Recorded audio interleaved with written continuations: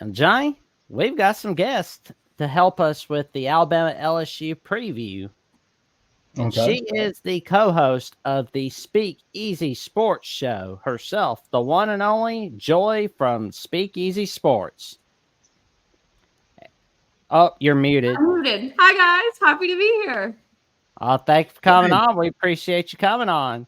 And Thanks he for having is the managing editor of College Sports Wire. He is the one and only himself, Tyler Netuno. How you doing today, good buddy? Doing pretty well, guys. Appreciate you having me on as well. Oh, thank you for coming on. We decided, it's Alabama LSU week, and let's make it a party. I figured it'd be a good one, especially with what's going on this week. We got to have a swinging party for Alabama LSU. So LSU, they're coming off a huge loss against A&M Aggies on Saturday night. What's going through Puppy Dog wants to join in. You want to come on in? He always wants to join. I'm hoping he'll just lay down and go to sleep. Well, don't worry. I have to see if he'll make a pick for LSU Alabama for sure. Oh, I know his pick. He knows better. He knows what house he lives in. But what's been going through the minds of LSU during the bye week? What's been going on with LSU? If I'm being really honest with you, I think LSU fans have gotten pretty good at remembering that A&M game is always a toss-up when it's at A&M. And so it really is just, okay, move on to the next one. And if you win out, you put yourselves in a really good position. This game, LSU Alabama it's always circled on the schedule. Everyone always knows that it's coming. It's never going to sneak up on us. Everyone's prepared for it. And so I think everyone's mindset this week was just get ready. It didn't hurt to see Karma pretty much instantly come into play and watch them get skull drug at South Carolina. That was pretty beautiful to watch pretty much immediately after. It does suck for us because it makes that loss look worse. But it's a long season. The SEC is a brutal conference. We all know this. And so I think our mindset has just been just get ready. This game always matters. It feels like this year it matters more than it ever has. And so we're ready to go. Tyler, what's been your take on LSU during the bye week? Yeah, I mean, I think, Brian Kelly said it himself after the Texas A&M game. That loss, while it hurt, didn't end the season. I mean, you still have, with the new expanded playoff, a pretty clear path to getting there if you win out, if you're LSU. Like he said, though, the margin for error is now gone. So I think this game really, to me, is so key for both teams because it's essentially a playoff elimination game. I mean, whoever loses on Saturday. I mean, I'm not saying there's not going to be years where a 9-3 SEC team gets in, but I don't think this is the year for that. So, I mean, I would say that the mindset during the bye week has been figure out what went wrong in that second half against Texas A&M, because it's not like you played horrible in that game. You dominated the first half, in fact. The offense looked as good as it has all year.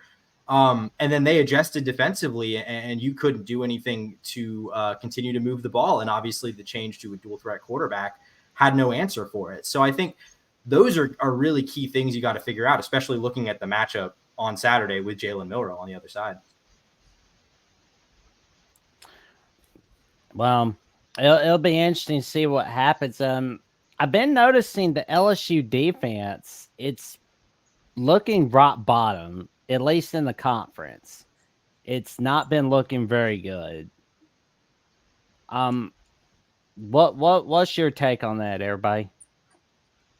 I don't necessarily agree with you. LSU's defense has gotten significantly better week after week after week after week. I mean, they have come up with major stops when needed. I mean, you can look at the Ole Miss game and say, well, LSU never led in that game. You're correct until we won. But without our defense, we don't have a shot and we don't have a chance at winning that game.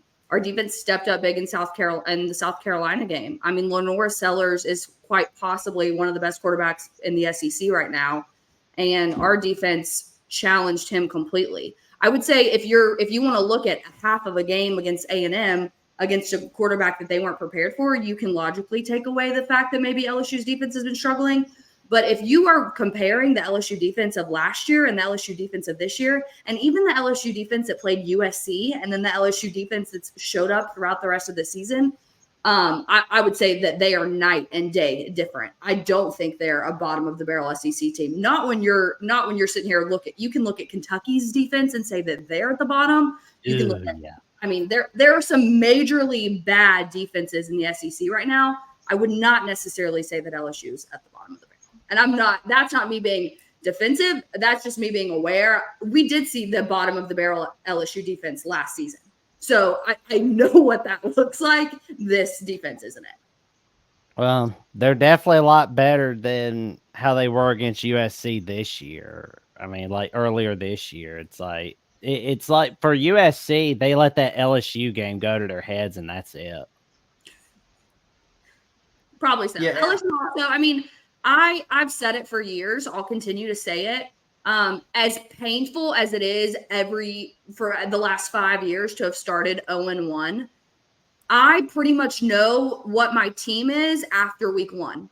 And so I know exactly, I left Las Vegas. I went to that game knowing exactly what our flaws were and exactly where we were going to have to work, like what we were going to have to work on, the things that we needed to navigate.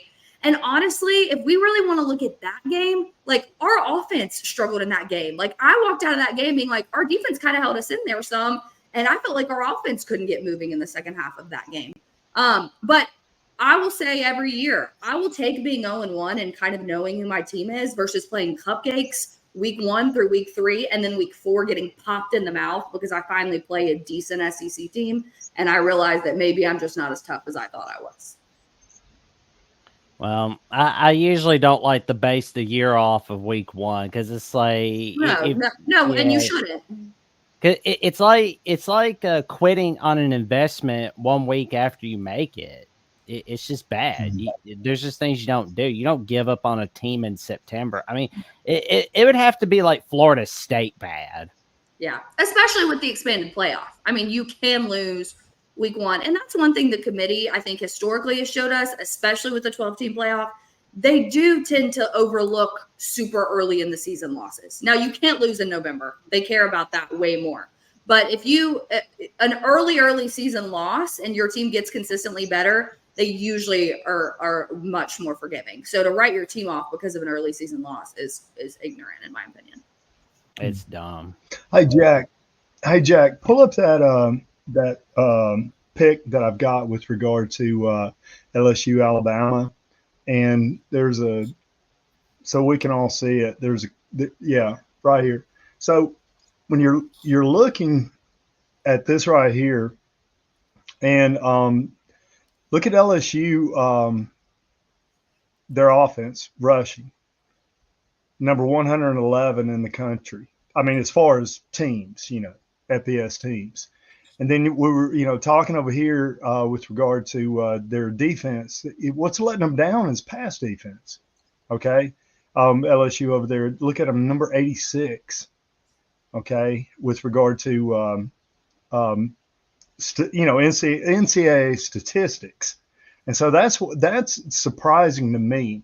Number one is LSU is not really being able to run the ball. But then number two, defensively, LSU is always strong on defense. And so I was when I went through that, I was kind of just surprised looking at that, those two little stats right there. And so defensively, pass defense, because passing defense, I mean, LSU is always great, but it's kind of let them down this year a little bit.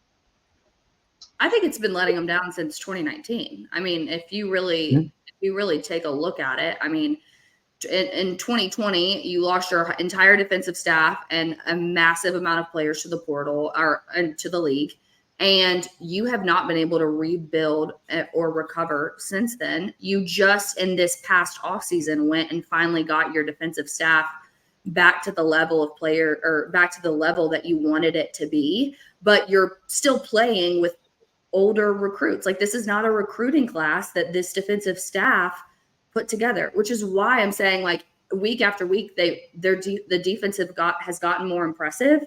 But like, this is, as much as we live in an instant gratification era, this is not an instant gratification.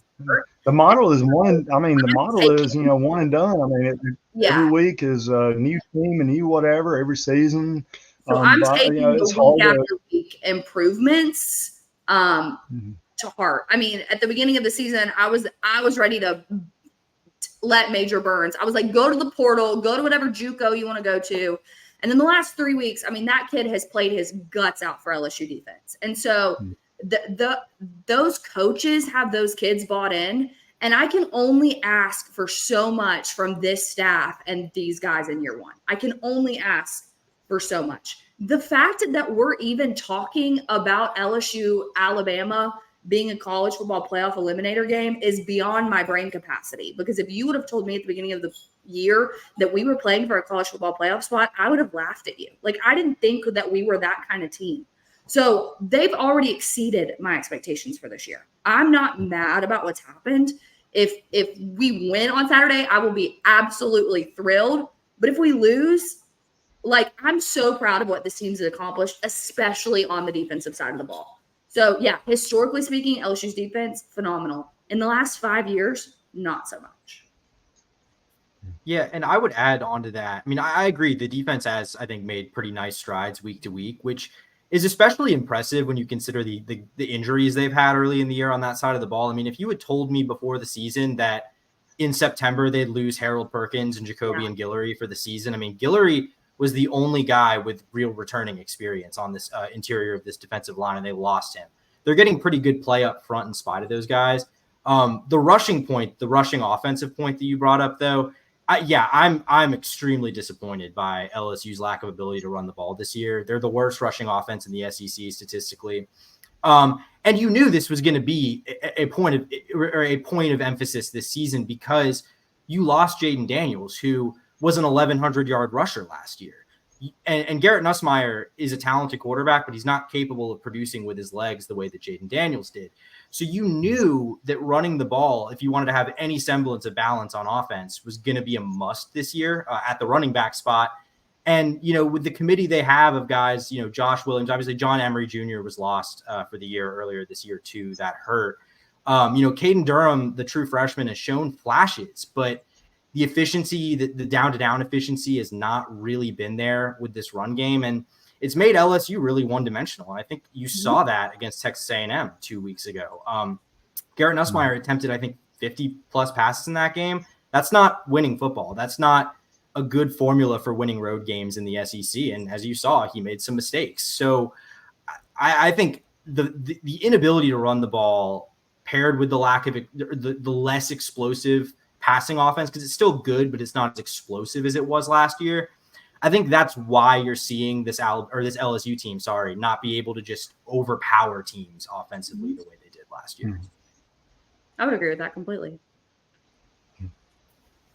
Well, time will tell. I mean, age tells me, if you've got to be able to run the ball first. It starts with the run.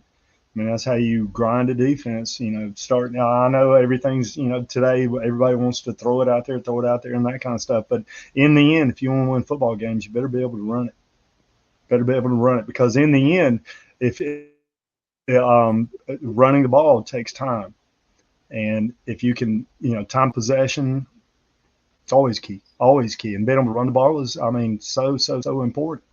You can do the spread and all that kind of stuff and hurry up. But in the end, teams that have the ability to run the ball are the teams that typically are going to win. Agreed.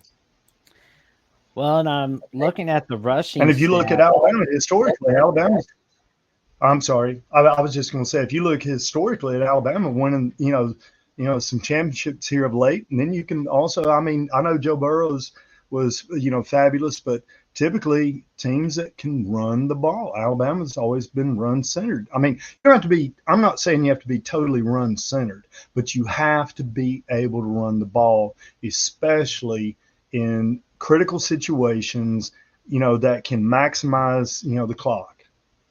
Well, Joe Burrow was good, but he also had Clyde Edwards-Helaire. So we did have a running game when we had Joe Burrow. I mean, Clyde Edwards-Helaire. Oh yeah, I understand. Most people I'm affirming your point. Like we did, Joe Burrow was phenomenal, but you're absolutely right on that point. Like we did have a running game that we did have to go to because we couldn't. You can't just rely on an arm. And believe me, I remember Mr. Lair. Oh man, the Fresh Prince of Hell Air, nice. Yeah, but yeah, I'm looking at the stats for the rushing yards per game for the season for the SEC this year. So Alabama's 5th in the league. LSU's last in the league. Mississippi State's above them. What's going to have to happen for LSU's running game on Saturday?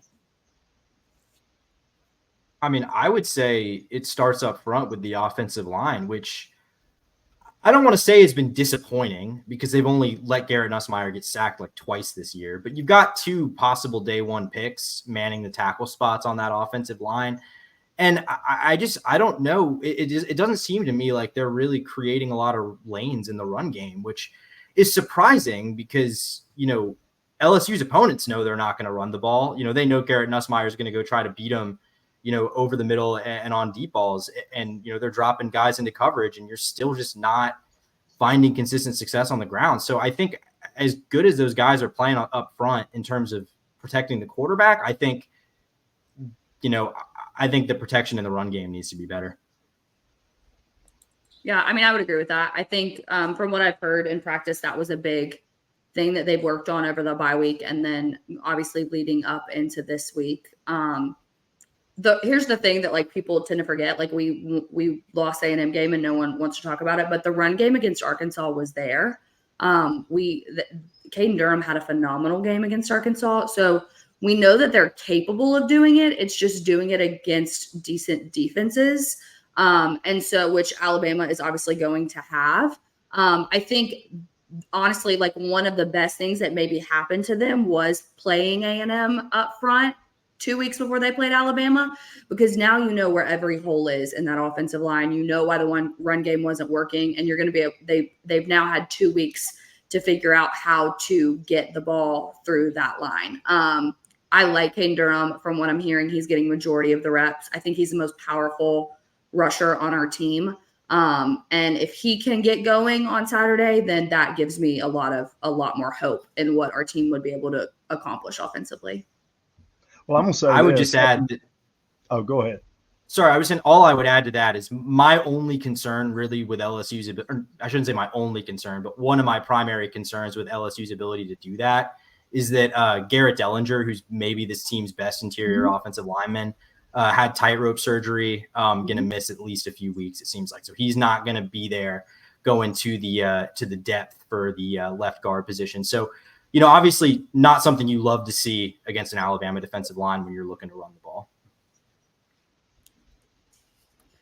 Yeah.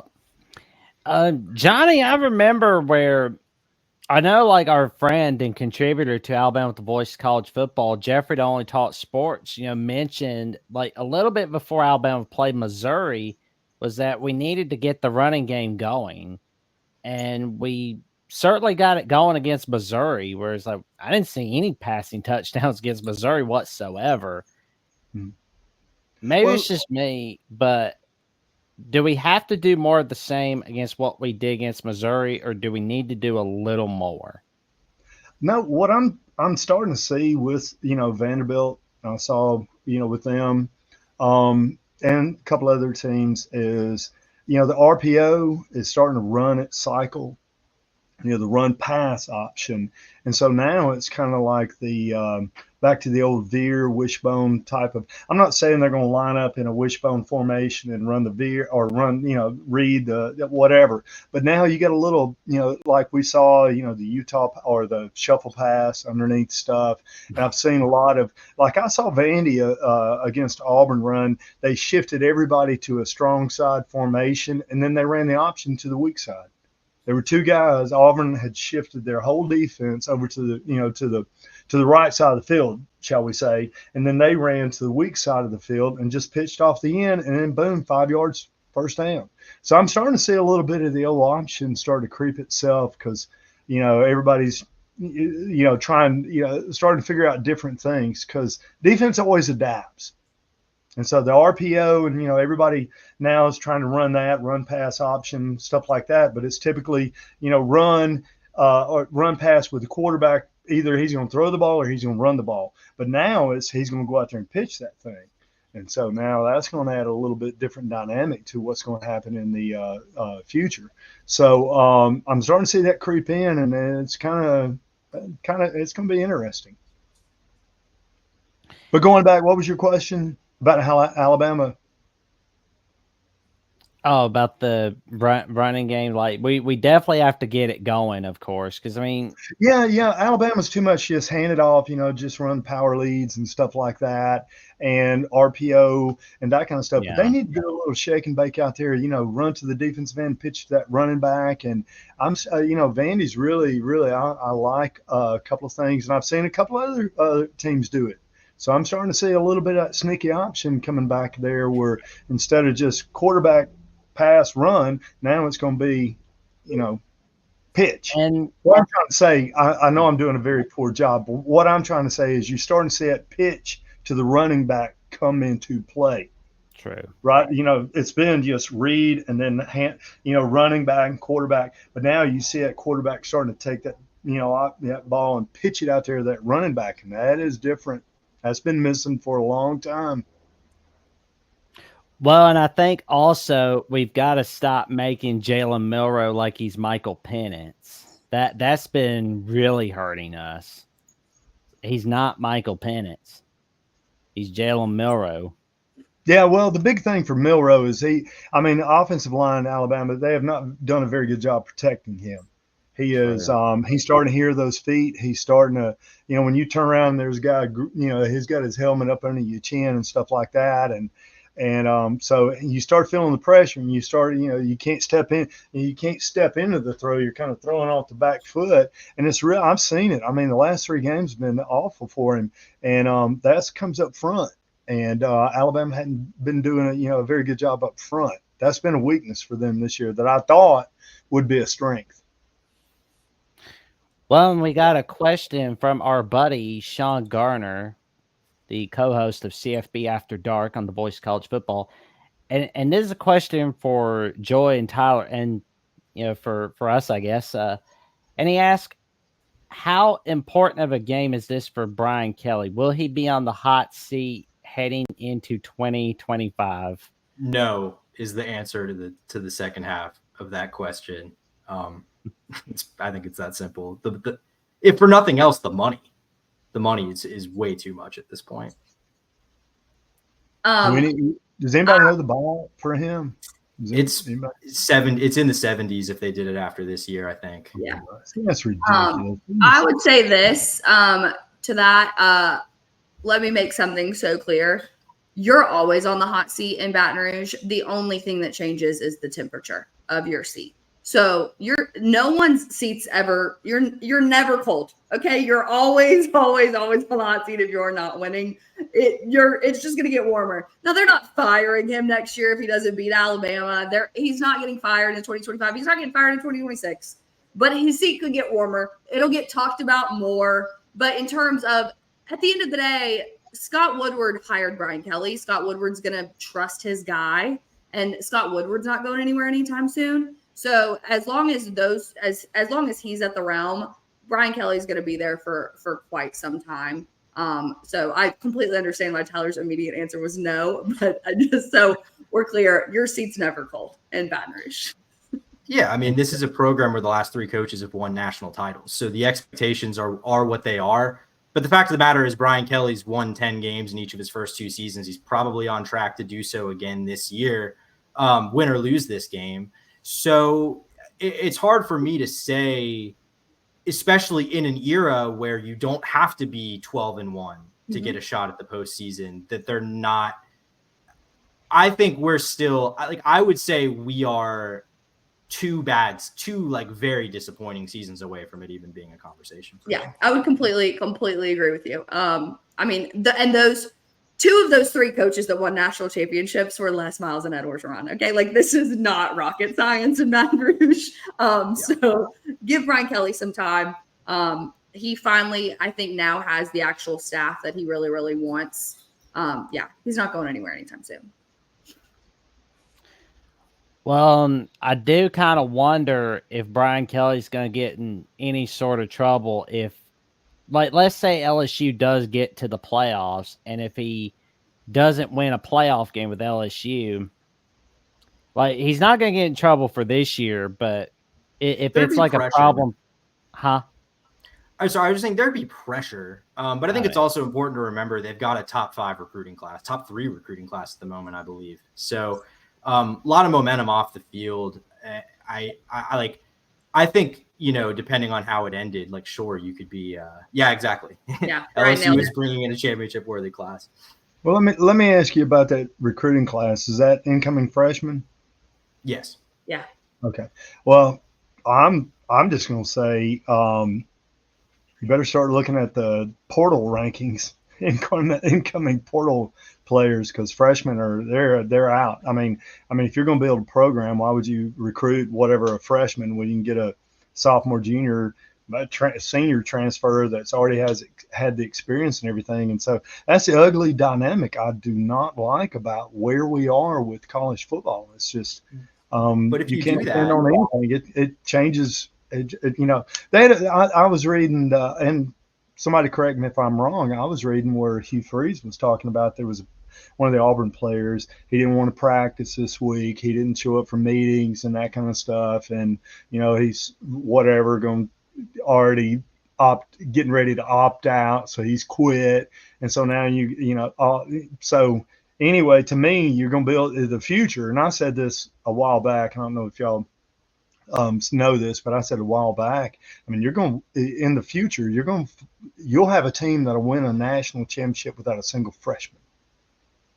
I don't know if I necessarily agree with that. Yeah. I do think that you're going to I think you're going to have both. I do think I think it's ignorant not to use the portal. I think that you have to be aware of what players are in there. I think, like, there's a player, I'm blanking on his name right now. His whole desire was to play at LSU, was not recruited by LSU, went to Mississippi State, played for 2 years, and then transferred to LSU because his dream was to play at LSU. And now he's a playmaker on our team. So I think you're going to have to look at the portal.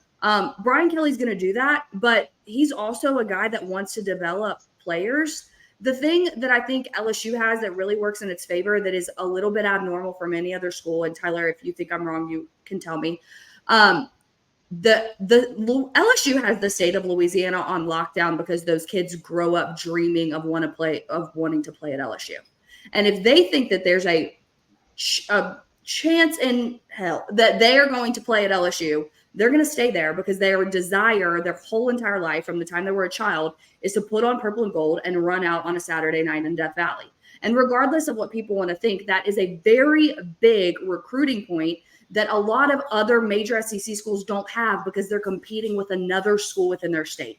We don't have to do that. No one else in the state of Louisiana is fighting with us for recruits. It's our school, and then we might have to give up some to some other schools in the SEC. I'm gonna be the big bear in the room because I know what you're saying and that kind of stuff. But the big bear in the room saying money talks and this NIL money. Oh yeah, they'll leave Louisiana, they'll leave Alabama, they'll leave Georgia, they'll go wherever this little big bear right here takes them. Where I would loyalty and growing up, and NCAA ruined it. Where I would push back on the transfer portal point real quick is, first of all, I think you run into the issue if you go too heavy on that side, if you become Mike Norvell, because if you have a transfer portal class just suddenly you have a roster full of upperclassmen that can't play ball. You've got a 1-8 football team in the ACC. I think, Brian Kelly basically said this offseason. He was pretty transparent about it.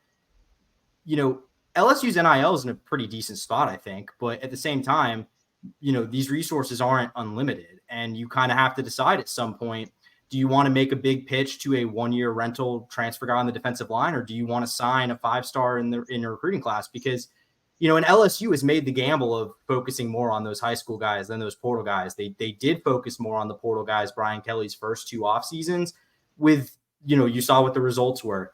They're changing the strategy. I'm not saying it's going to work. Like, maybe when it's all said and done, we'll be like, hey, maybe LSU would have been better if they had just gone and gotten a couple defensive tackles and corners in the transfer portal this year. Maybe that's going to be the case. But I think it's a pretty clear strategy they're going for, building through high school, because I agree. You're going to see guys, Texas and Texas A&M come into Louisiana and take guys sometimes, but they don't leave the state at the same rate that like guys in Florida do, for example. Yeah. Oh, and that Mississippi State transfer that you were talking about, Joy, that's Xavion Thomas. Thomas, thank you so much. Oh, you're welcome. I'm making sure I remember everything as much as possible. That's my job. Appreciate you. You're welcome.